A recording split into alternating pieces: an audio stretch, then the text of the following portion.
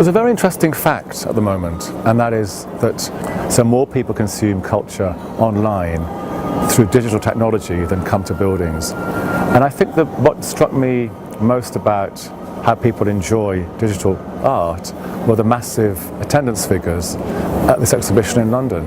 It was one of our most popular shows ever. Not just with young people, but with older people, middle-aged people, students, teachers, artists, because we all use technology and we're all interested in technology. And this exhibition showed a new way of using it. For most people today, or to date, they've seen technology as very functional. You know, we use technology to operate our homes, to book holidays, to surf the net, to communicate. This exhibition shows that you can use technology to create lovely works of art. I mean, the works of art you see in Decode are exquisite, they're gorgeous, they're playful, they're soft. I think for the first time people could see technology in a new light. Select works yourself. Usually in a museum you place like a big sign there, don't touch.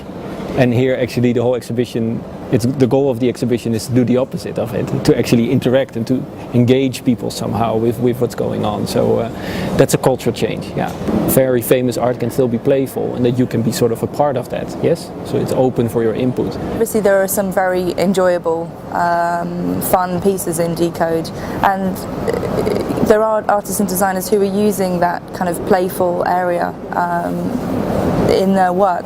But there are also very serious messages behind seemingly playful work. Well, there are works that are looking at, you know, the anxiety of the self, looking at how people are projecting themselves in contemporary society, how people consume and disseminate images, how nature is, how technology and nature kind of sit hand in hand or have a slightly uncomfortable relationship with each other. There's such a lot of examples, but you might say someone like Raphael Lozano-Hema, who's a huge name in contemporary art and design.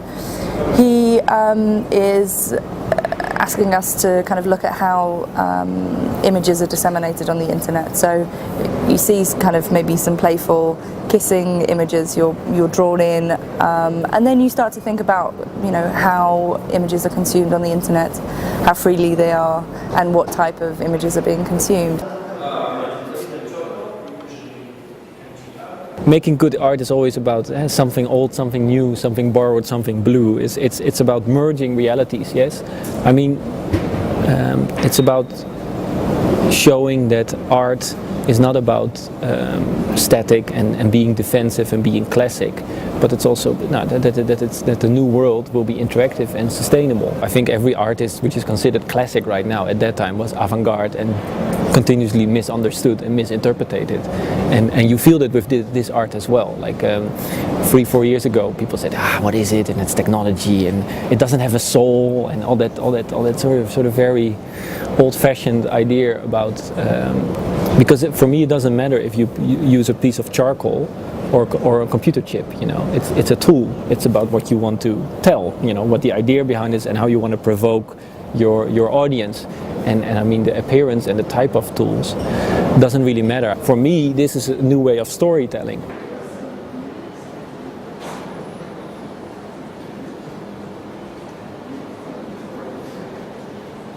Digital is so important in people's lives now, and it's so exciting. I mean, when you see Decode, you're excited by the potential. I mean, it's incredible. We're not saying it's great art, but we're saying, I think, it's interesting. This is an interesting form of creativity. I would hope that lots of young people will come, and it'll be their first introduction to contemporary culture, which is what the garage, after all, is all about. I think it's a whole new field. It's a whole new field, especially in this region, which is not necessarily technology driven, let's so to speak. I mean, it's not top of their agenda. But I think it's crucial to show to a young group of people, especially here in Moscow and outside in St. Petersburg and the other big cities, that art can also be something which is contemporary, yes, and which is modern, and which is done by very young people like me. I'm 31. And which at the same time is high end and is being shown in the big musea worldwide, to sort of show that art is not something just holy, which is out there somewhere high above us in the sacred cathedrals, but it's something which operates within the now. The show features international artists from across the globe, so you have really established people like Raphael Lozano-Hema, like John Mader, and then younger designers such as Ross Phillips or Mehmet Akin, who are also represented in the show. So the two are kind of sitting side by side, but the exhibition really does show some of the kind of fathers of this type of work.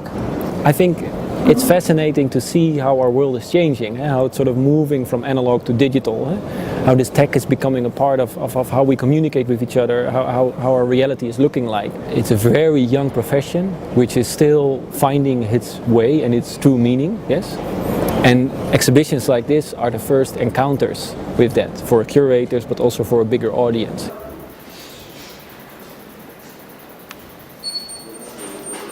Yes.